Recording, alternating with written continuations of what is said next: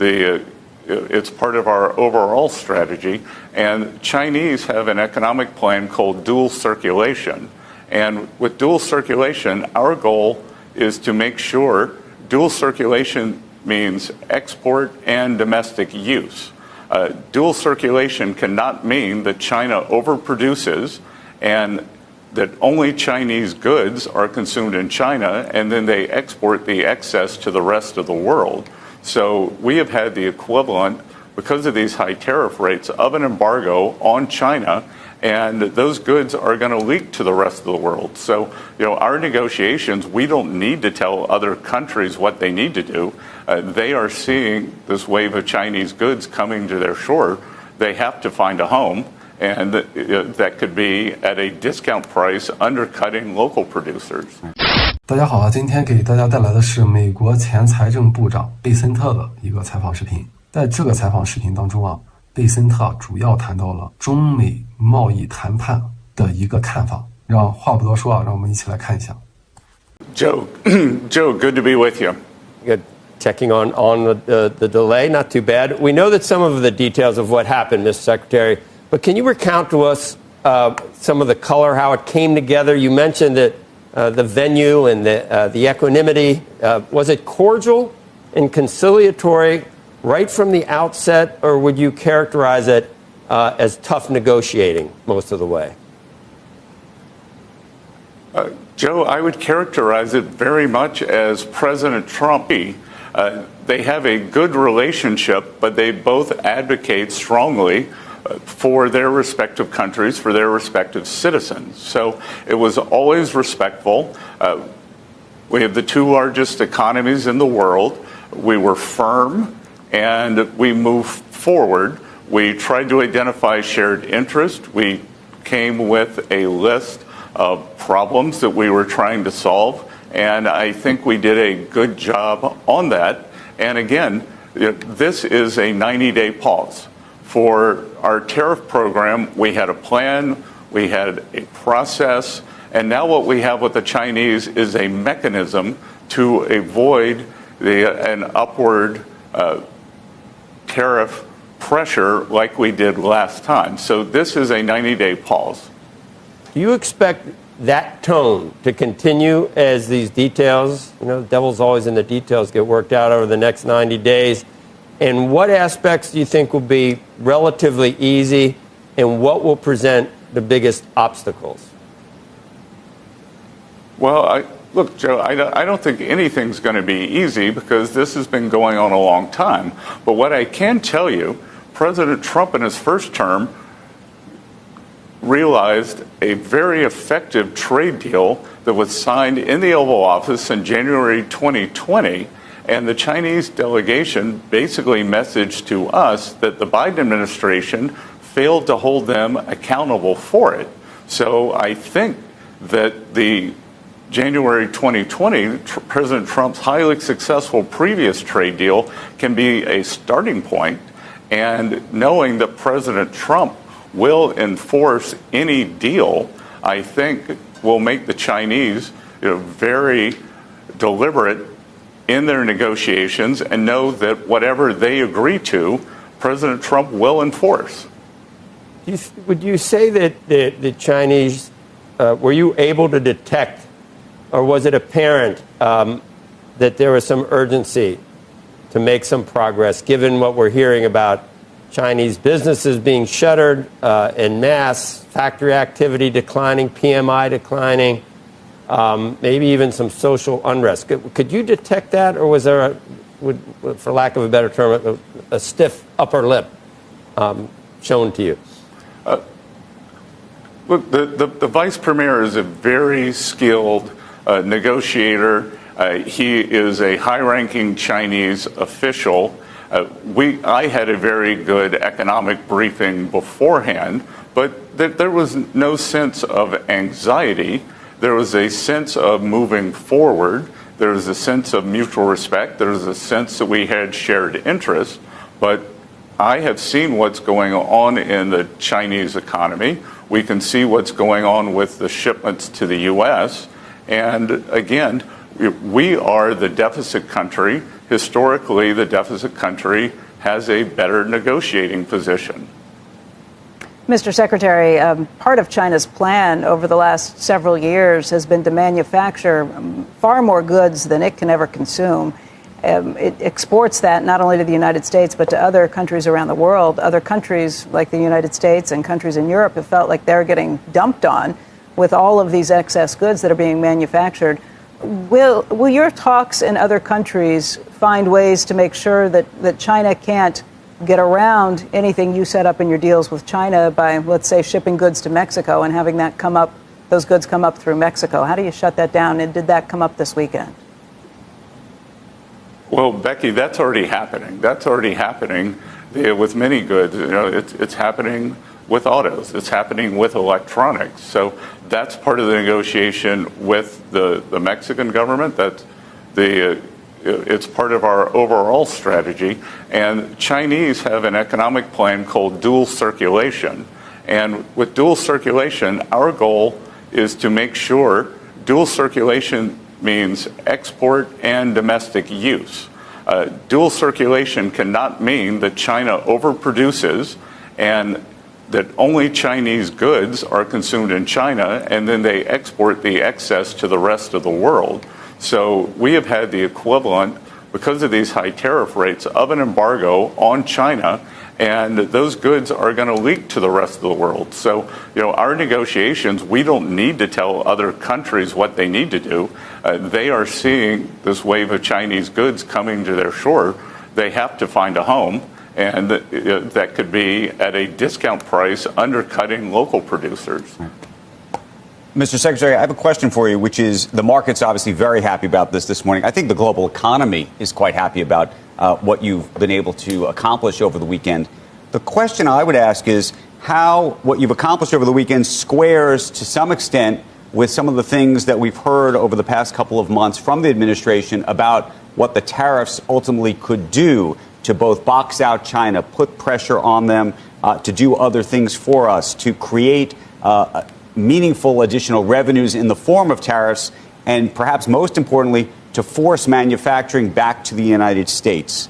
And so by lowering these tariff rates, to some degree, I'm sure there are critics who would say that it upends some of those goals. Well, again, Andrew, this is just a pause. The April 2nd tariff level for China was 34%. So we have moved that down from 34 to 10. We still have the 20% fentanyl tariffs that were put on in February. So we just in 2025, we have added 30%. And again, one of the most important things that we're doing, we do not want a generalized decoupling from China, but what we do want is a decoupling for strategic necessities, which we were unable to obtain during COVID, and we realized that efficient supply chains were not resilient supply chains. So we are going to create our own steel, protect our steel industry, the work on critical medicines, on semiconductors. So we are doing that, and the reciprocal tariffs have nothing to do with the specific industry tariffs. We heard, Mr. Secretary, that some progress was made on fentanyl in that deal, and that's 20% of the tariff that's going to stay. What progress was made, and how do you see that happening over the next 90 days? And do you expect a deal can be reached? And what does it look like? What do you want China to do exactly with fentanyl? Well, Joe, this is a priority for President Trump and indeed the whole administration. I have a personal stake in this. The two very close friends lost children to this terrible scourge. Hundreds of thousands of Americans die every year. And I think that we saw here in Geneva that the Chinese are now serious about assisting the U.S. in stopping the flow of precursor drugs, because the Chinese brought their trade delegation, led by the vice premier, but they also brought a deputy minister for security, who was their fentanyl expert. We brought someone from our national security staff, and they had a very long and in-depth sidebar about how our two countries could work together.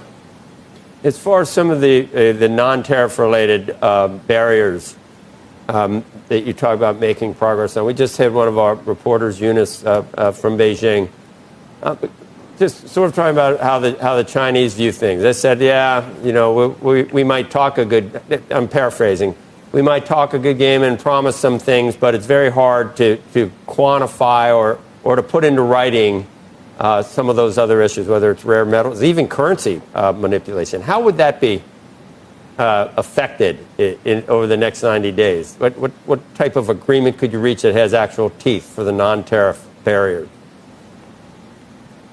Well, Joe, these aren't problems that have sprung up overnight. They sprung up over 40 years. So Ambassador Jameson Greer, USTR, has a book this thick of all the non-tariff barriers, and then also of the state subsidies for labor and for industry. So we've got a playbook. President Trump successfully executed a deal in his first term. I think we can build on that, and that's the purpose of the 90-day pause, to see what we can do and work on these non-tariff barriers, because China actually has low tariffs. It's the insidious non-tariff trade barriers that hurt American companies trying to do business there. And make no mistake, one of the goals here is to open China for American businesses in a fair way. We want American businesses to be able to sell into China, and part of the goal is bringing down these unfair non-tariff trade barriers, and that's what we will be focusing on. Mr. Secretary, this is a 90-day pause. What comes next? Do you have plans to meet with your counterparts again? Becky, as I said, the good thing is we had a plan, we have a process, now we have a meeting mechanism.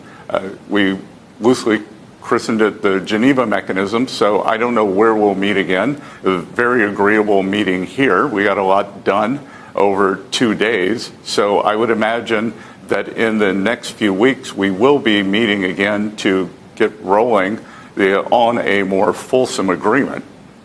Mr. Secretary, we're the import country. Obviously, as you pointed out, China's the export country. And I believe some of what we're hearing about maybe some of the stress, the economic stress we're seeing in China. But we have had worries and concerns about this economic stress in this country.